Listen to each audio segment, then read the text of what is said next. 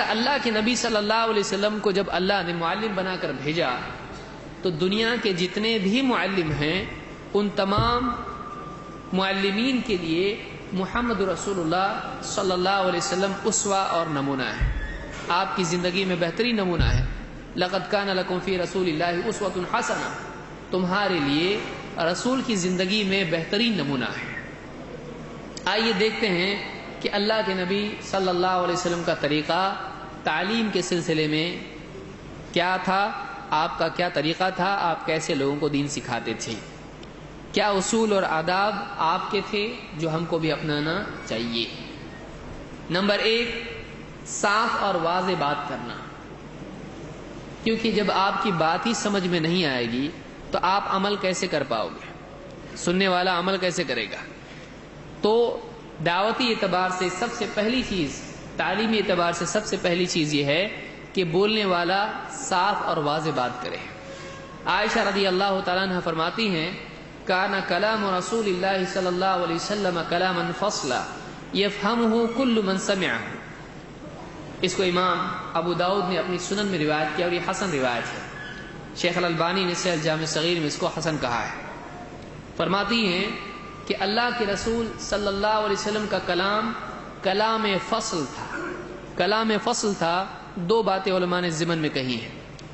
کلام فصل تھا اس اعتبار سے کہ آپ لگاتار بات نہیں کرتے تھے بلکہ رک رک کے بات کرتے تھے، ہر جملے کے بعد رک کے اگلا جملہ کہتے ہیں تاکہ ایک انسان اچھی طرح سے آپ کی بات کو یاد کر لے، اچھی طرح سے آپ کی بات کو سمجھ سکے، اس کو آپ کے جملوں کے درمیان سوچنے کے لیے وقت ملے۔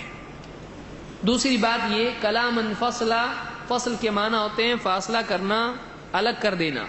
تو آپ کا کلام فصل اس اعتبار سے بھی تھا کہ آپ کی ہر بات حق اور باطل میں فرق کر دیتی تھی۔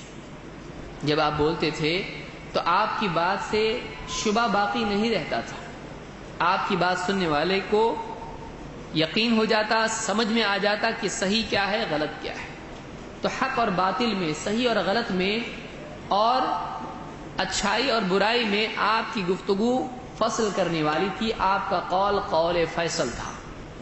تو یہاں پر عائشہ فرماتی، کان کلام رسول اللہ صلی اللہ علیہ وسلم کلاما فصلا یفہمہ کل من سمعہ، ہر ایک انسان جو آپ کی بات سنتا تھا سمجھ لیتا تھا۔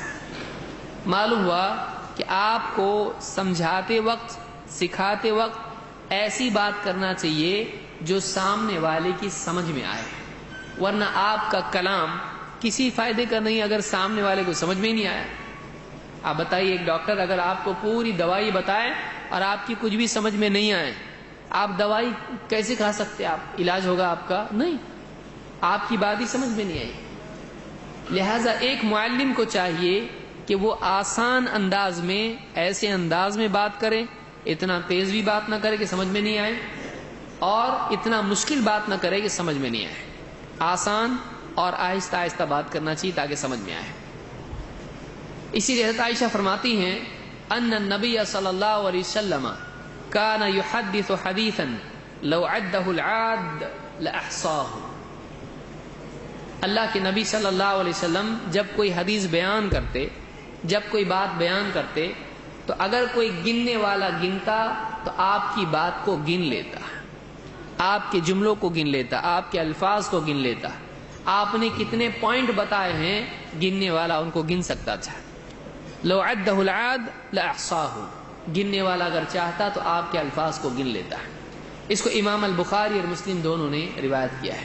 معلوم ہوا کہ بات کرنے والے کو پرسکون بات کرنا چاہیے کہ اگر کوئی لکھنے والا لکھنا چاہے وہ لکھ سکے، اگر کوئی یاد کرنے والا یاد کرنا چاہے وہ اس کے جملوں کو یاد کر سکے۔ اتنا تیز نہیں بولنا چاہیے کہ سمجھ میں بات نہ آئے، اس لیے کہ بات کرنے کا مقصد سمجھانا ہے۔ اگر سمجھ میں نہیں آ رہا ہے تو بات کرنے کا کوئی فائدہ نہیں، وہ صرف آواز ہے، وہ صرف آواز ہے۔